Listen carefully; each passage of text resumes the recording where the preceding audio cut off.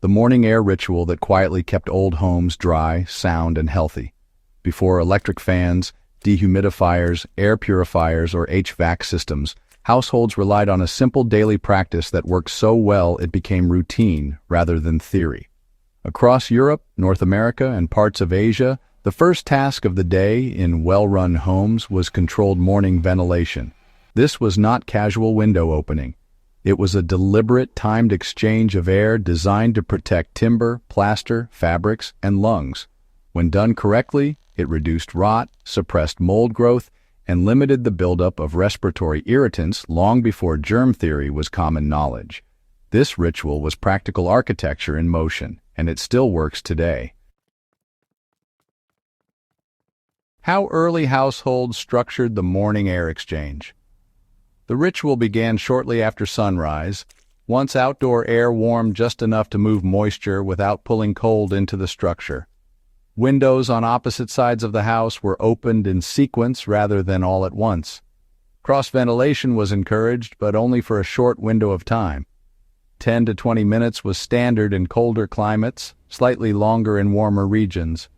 Doors between rooms were open to allow stale air to move out, while heavier overnight moisture was carried away before it could settle into walls, floors, and furnishings. In houses with multiple levels, upper windows were opened first.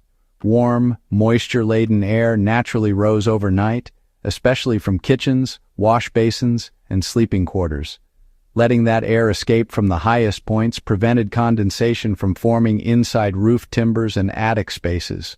Lower windows followed, pulling in drier outside air. Once the exchange was complete, windows were closed again. The goal was renewal, not continuous exposure. Why this prevented rot and structural decay? Wood rot thrives in stagnant, damp environments where moisture lingers long enough to penetrate fibers.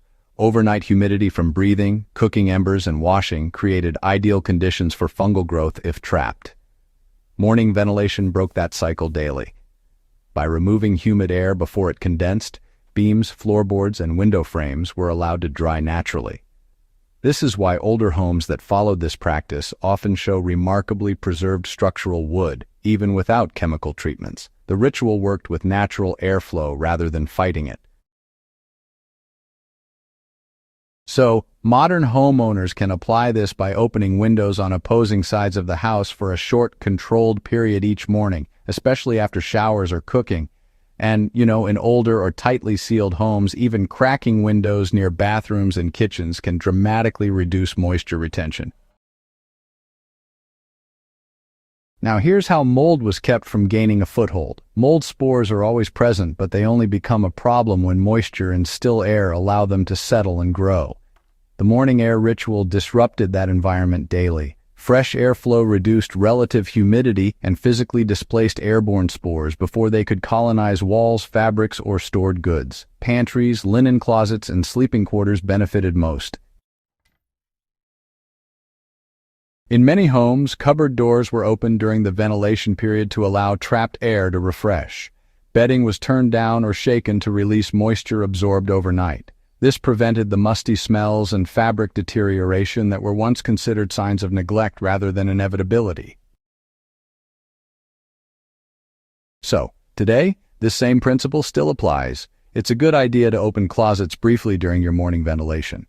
Go ahead and pull back those shower curtains too, and let mattresses and bedding breathe a bit before making the bed. These small actions, they really do mirror what folks did in the past and are still more effective than relying on chemical sprays for long-term mold prevention. Now here's something interesting. Respiratory health started improving, even though there wasn't any medical explanation at the time. People noticed the effects well before they ever understood the cause. Homes that practiced regular air exchange tended to report fewer lingering coughs, headaches, and breathing complaints. Stale air would concentrate smoke residue, dust, animal dander, and all sorts of microbial particles. Morning ventilation just flushed these irritants out every day. Sleeping in rooms with refreshed air really helped reduce nighttime congestion and that scratchy throat feeling in the morning. This was especially important in households using fireplaces or oil lamps, where all those combustion byproducts could build up overnight. That daily ritual, honestly, reduced indoor air toxicity back in a time when there were no filters or sensors to help out. So, the modern application is pretty straightforward. You want to ventilate bedrooms each morning, even in winter, just for a brief period. Pair this with limiting overnight humidity from things like humidifiers or drying laundry indoors. The goal here is consistent air renewal, not temperature control. Now, why did timing matter more than duration? Well, one of the most misunderstood aspects of this ritual is just how short it was. Folks back then believed that leaving windows open all day was wasteful and even harmful. Extended exposure would invite dampness, pests, and structural cooling. The real effectiveness came from timing the exchange when temperature differences created natural airflow without saturating the home. Early morning air usually tends to be drier and cleaner, especially before human activity stirs up dust and pollutants. By closing windows once the exchange was complete, homes could retain warmth while staying dry. This balance, honestly, is what modern systems are trying to replicate mechanically.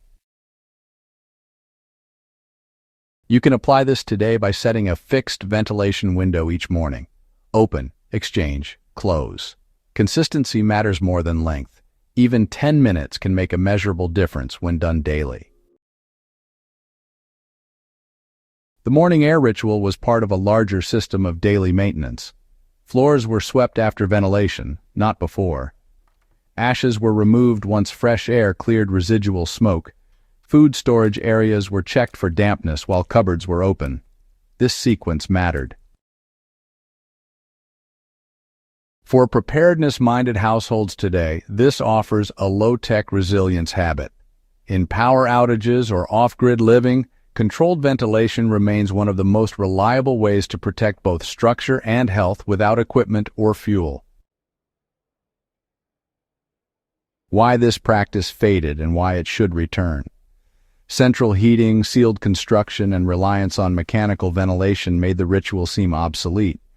Yet, many modern homes now struggle with mold, rot, and indoor air quality despite all those advanced systems. The old method addressed root causes daily rather than just reacting after damage occurred. Reintroducing this practice does not reject modern technology. It actually complements it. Think of it as preventive maintenance that's rooted in lived experience rather than just theory. Here are some closing thoughts for serious students of historical living. This morning air ritual survived for centuries because, well, it worked.